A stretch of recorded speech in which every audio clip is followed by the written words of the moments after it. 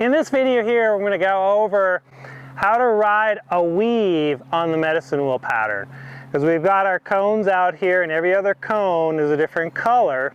So with the weave, it's riding around and I can pick either the green or the red. So I'll pick the red. I'm going to go to the outside of the red and go to the inside of the green cone. And then I'm going to ride and go to the outside of the red cone. So the red cones, I go around. The green cones, I come to the inside. So it's like I'm weaving in and out. And at the walk here, it's more of almost like you're just riding a square, which in the future I'll go get into more of how to ride a square, because that's what we're doing is, you know, if we're just going around the red cones. But with this, early on, I'm on Spider-Man here and he's still really green, you're going to get more of a drift in and out. You don't get quite as much of that drift at the walk as you do at the trot. But the idea here is as I come around the red cone, I'm going to do bend to the inside, get my horse to really come around. As I pass the green cone, I'm going to flex a little bit to the outside to get around the red, and then lots of bend to the inside. So going around the red cone, I have to really bend the horse to get him to go around. As we pass the green cone, it's just a slight bend to the outside. So what we're doing is getting a bend to the left, mostly to the left. And then as I come around, now I'm going to get a slight bend to the right here, passing the green cone, and get to the red cone and bend to the left again, making a sharper turn. Here it's a mild turn to the right and a sharp turn to the left. And I'm just getting him to weave in and out of these cones. This is a really good exercise of getting them to change the balance from left to right. And that helps them to get straight over their legs, particularly their front end. If they're leaning in or out, it's going to be hard for you to make those turns. Or if mentally they leave, it's going to be hard to make those corners. So I'm just going to circle around and go back the other way at the walk here. So again, I'm going around the red on the outside of it, coming to the inside of the green, and now I'm bending more to the right than I am to the left.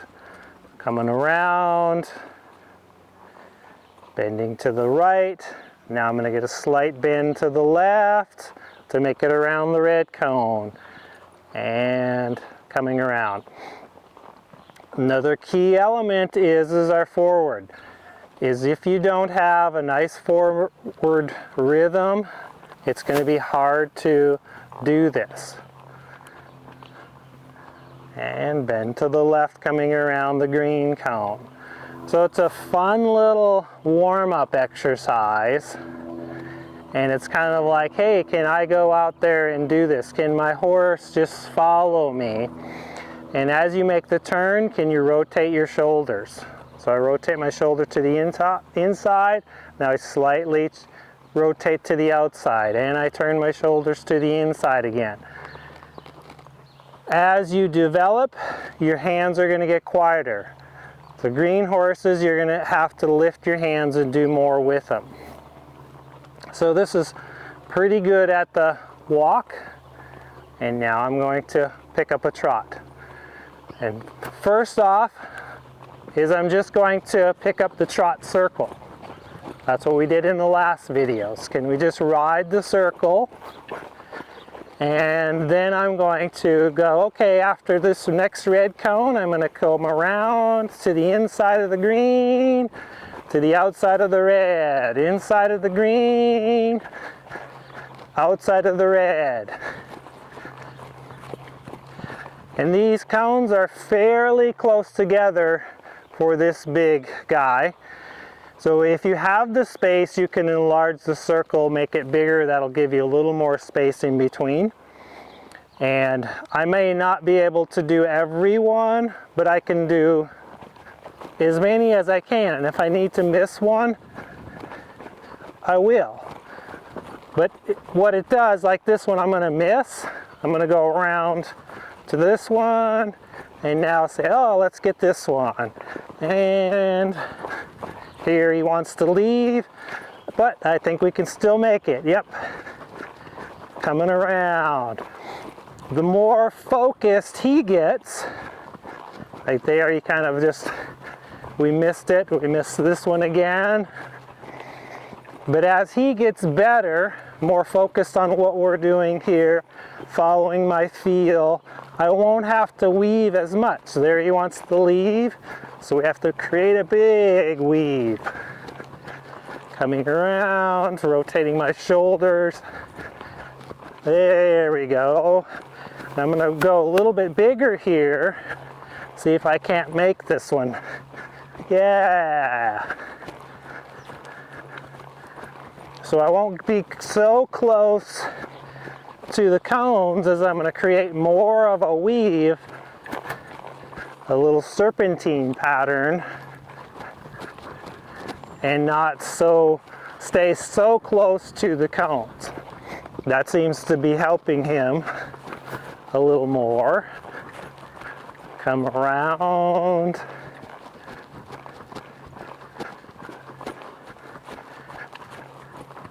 And I want you to watch my shoulders, how I rotate my shoulders inside, outside. The other thing is to make sure your hands, like with him, I'm having to use my hands, I'm kind of up here and out here because he just needs more support as I turn to the inside and to the outside. When he gets better, I'll be able to drop my hands more here. Now when I'm out here and I have to turn, I'm thinking of lifting the inside hand, not dropping it. Don't come down towards your knee, because that's going to be the tendency of most people, is they want to drop in. Just think of when you rotate, it's a little bit of a lift with the inside hand. So the inside hand is slightly higher than the outside hand. So that was pretty good that direction. And we'll come on around and go the other way. So I'll just change it up a little bit here, and we'll go to the outside of the green, inside of the red. It doesn't really matter which ones you do. Actually, first I'll just pick up a trot. Can I get a trot circle going? And then I'm going to, at the green, come to the inside of the green. Or sorry, inside of the red, outside of the green, and start my weave. Coming around, really focus in. Oh, we missed that one. So that one's gonna be pretty hard to make, so I'll pick up my pattern again here. Just get my weave going, rotating. Most of it's to the inside, but you're flexing slightly to the outside there. He kind of misses it again. Oh, and we missed that one. So I'll pick it up at this green one again. It's not a big deal. If you miss a few, you can just pick it up again. Let's see if we can make this one. Yes! There we go. So it really helps your horse to get focused. If he's mentally all over the place, it's going to be hard for you to make the turns and to weave in and out. But he's starting to get it, and as he gets it, I don't have to make as big of a weave.